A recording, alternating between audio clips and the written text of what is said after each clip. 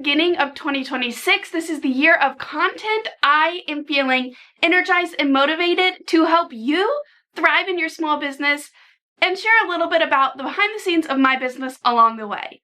Today, I'm going to cover tips and tricks on painting smoothly and efficiently. So let's get this paper up and just get right to it.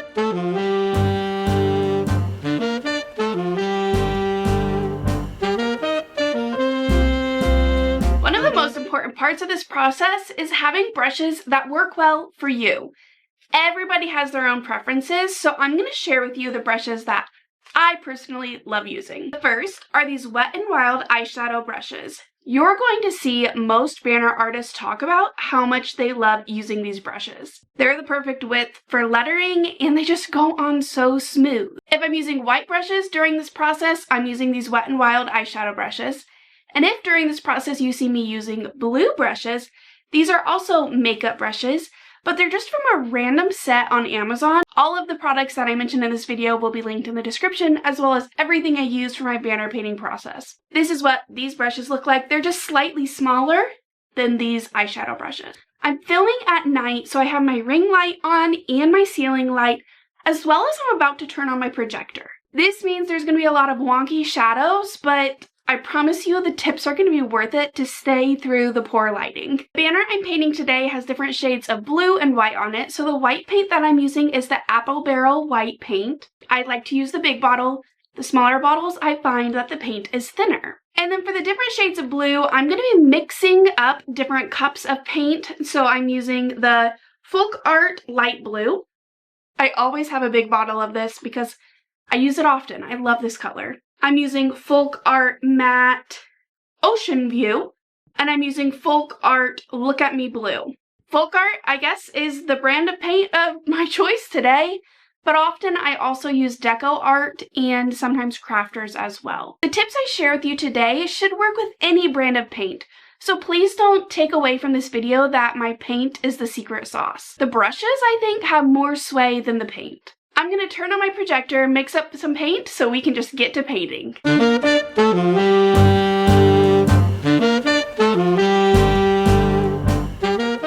Before the paint even hits the paper, I prime my brush. I saturate the brush in paint and then I just rub it on my wall. I'm fine painting on my wall because this is my art studio, but you can also do this on a separate piece of paper, on a paint palette, whatever you have that you don't mind getting a swatch of paint on. It's key to saturate your brush in this part so that way all of the bristles are wet and they are just ready to glide on the paper.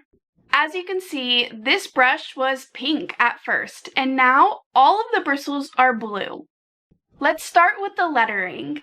I'm going to first dip my paint in the brush, and then I'm going to wipe off just on the edge of my cup, but you can do it on a plate or a palette, whatever you're using. I'm going to wipe off some of it.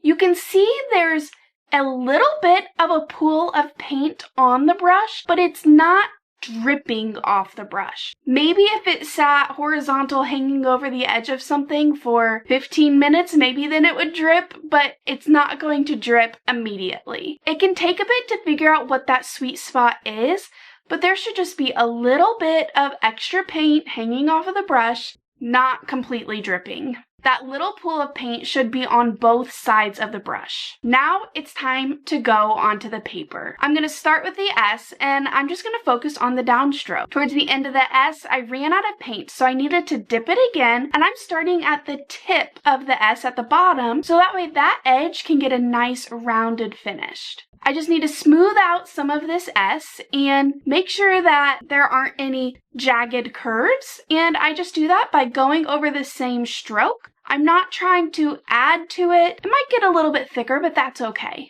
For the letter O, I want to focus on downstroke, so I'm going to do half of the O going down, and then I'm going to redip my paint and do half of the O going down the other side. When it comes to connecting those two halves, you want to make sure you're overlapping the paint just in a smooth, confident motion. If I start to hesitate, it's going to get a little wonky. Now for the letter M, I'm going to go down downstrokes on both sides of the M first, and when I get to the bottom of the stroke, I'm pressing down with a little bit more pressure to make sure that it is a rounded finish of the stroke rather than seeing the jagged bristles. I just kind of put a little bit of pressure down at the end of the stroke. Then you can see in the middle of the M, kind of where there's the V shape, I'm going to just round out that point. It's not necessary, but to me, for this M, it just gave it a smoother look. And then with the E, again, when I finish off each of these horizontal strokes, I'm going to put a little bit of pressure at the end of the brush to make sure it's more of a rounded finish rather than a jagged paint drying out bristle finish. So just put a little bit more pressure at the end. I guess that means that most of the time when I'm painting, I have a pretty light hand. You just have to go with confidence though. I didn't count how many times I dipped into the paint for that word some, but I'm going to estimate it was probably 12 times for those 4 letters. I think oftentimes people who struggle with painting letters that don't look smooth, it's because they try to get one dip of paint for the entire letter or the entire word. That's not going to work most often. Maybe it works for you, it doesn't work for me. Dipping into the paint often and going in with smooth strokes, putting pressure at the end is going to help you have smooth lettering. I'm going to finish painting the rest of this phrase and then we're going to talk about how to make your painting more efficient.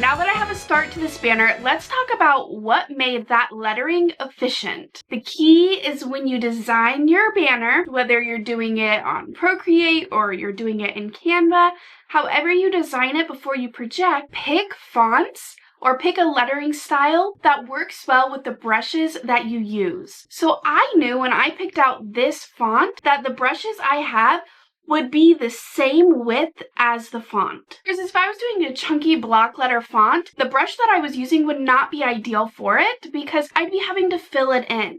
If I was using a thicker, more bold font, I would want to use a bigger brush. So when you're painting, match the brush that you're using with the font that you're using to be most efficient. For those of you who like using the Wet n Wild brushes, I'm looking over there because they're right there. For those of you that like to use the Wet n Wild brushes or just different makeup brushes, here are some fonts on Canva that I really like using for more of that monoline, not having to fill it in or make it wider type of look. Some of my favorites for cursive are Bellaboo, Sacramento, Humble Hearts, Dreaming Out Loud Script, Magenta, Rumba, Gentle, Gliffer, Brittany, and Howl. I also like using Apricot and Rayleigh, but those I do have to go back over to make the downstrokes a little bit thicker, but it's not the end of the world. I know some of these fonts are pretty thin, so I do add an outline sometimes in Canva. If you want me to show you a little bit of my Canva tips and tricks, let me know and I can make another video dedicated to that, but I don't want to get off topic today. But sometimes adding an outline in Canva can help mimic the size of the brush that you're going to use. I'm also totally okay veering away from the font a little bit just to make the lettering with the brush that I use flow better and just move more freely.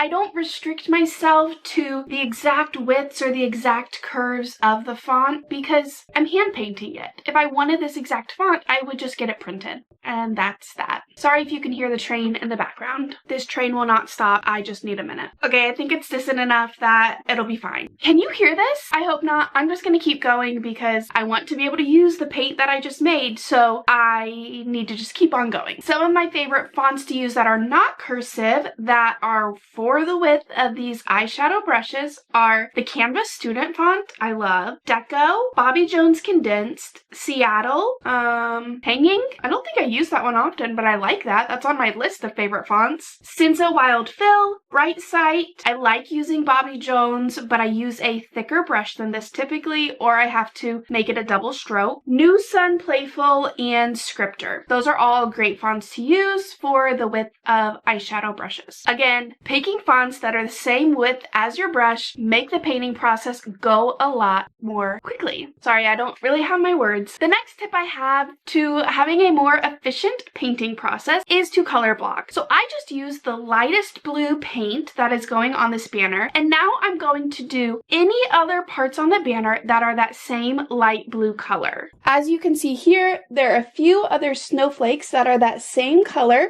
so I'm going to go in and do those next.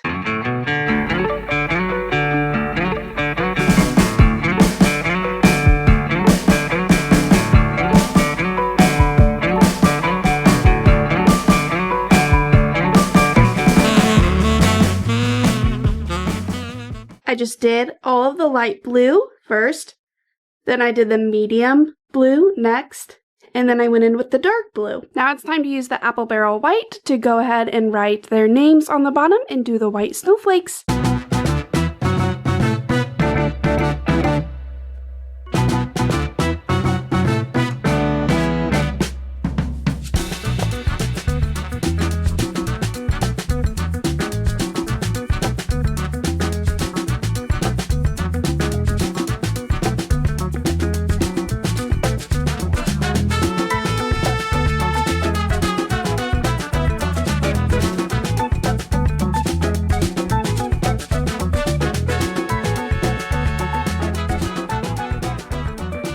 Ta-da! It's finished, and it was so simple to make. Now that this banner is complete, I know people are going to ask what exact fonts I used for this banner, and they're not one of the ones I mentioned earlier because they're not fonts that are found on Canva. I have a membership to Creative Fabrica, which allows me to have access to so many more fonts, and fonts that are perfect for banner painting. I pay a monthly subscription to it, but I also have a link for you to have a free trial. And so on that free trial, you can scroll through their whole font catalog to have access to, I think you get 10 free fonts in the free trial. So I'll put that in the description if you're interested in it. And these are two fonts that I found on Creative Fabrica. I know it might seem a little gatekeepy that I'm not sharing the names of the fonts, or on my other social media, there are certain fonts that I don't share the names to. And it's because fonts on websites like dafont.com, yes, you have access to download them for free. Those are most often for personal use only. If you're using those fonts on Dafont, sometimes it will say if you're using this for a commercial reason, like selling a product, you need to buy a license for it. And so the fonts that I've downloaded from Dafont, I have purchased a license from it from the original artist. And so I don't feel it's right for me to encourage people to go to certain websites and get fonts for free when that's not respecting the original artist. So I don't know, it's just this little dilemma that I have. If I know somebody's going to pay for the font, I'll be happy to share it, but I think there's a lot of misunderstanding with font usage. So that's where I'm at in my research of fonts and licensure. I make sure that I buy the license to use the font for commercial reasons. That's getting a little off topic. Maybe I can make a video about my thoughts and what I have found in my research another day, but I also get nervous talking about things like that because everybody has a different approach to it, and I don't know. Okay, moving on to the next thing. Another key part that also made it simple and efficient to make is that there were only 4 colors on this banner, 3 shades of blue and white, and so I only had to use 2 cups for my paint because for the blue blues, I just kept adding darker blue to it. I started with a lighter blue and then I slowly made it darker for the 3 different shades. And then I used another cup for the white. I guess I could have just used 1 cup and 1 set of brushes because I could have started with the white and then added blue to it. So I could have made it even more efficient. But I also only used 2 sizes of brushes because I used a thicker eyeshadow brush and then I used the thinner one too. So there's strategy in the order that you do your paint and in the way that you pick your brushes. I think the key to smooth painting is confidence in not being afraid of the amount of paint that you put on the brush. If you go in with a brush that's pretty dry or you're going in really hesitant, that's going to be obvious in the final product because your lines are going to be more shaky and they're going to be kind of frayed. So load your brush with paint, but not so much that it's dripping, and go with confidence. Go slow enough that you're steady, but quick enough that you don't have little shakes to the line.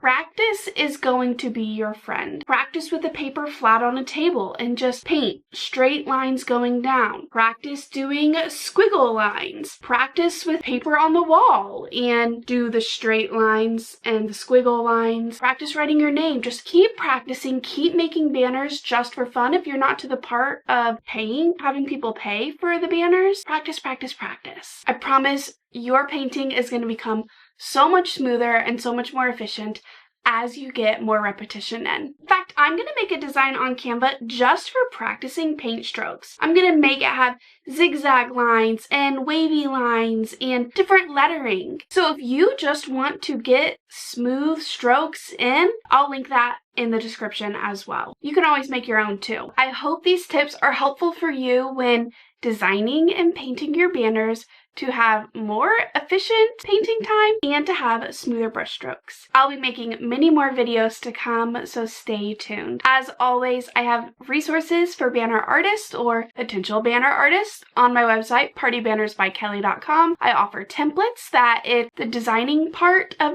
banner making is just too much for you and maybe you're running out of time, maybe you don't know where to start, you can grab templates from my website to already use and just project and paint. All you have to do is change the names, you can change colors, they're fully editable. And I also have, if you're brand new, I have a guidebook for banner painting for beginners that has everything that I learned in my first full year of painting banners. So it's kind of just like a kickstart to your banner painting journey, and it has some tips for how to get started selling them as well. You can find me on social media. I'm on TikTok. My username is HeyKellyAnn.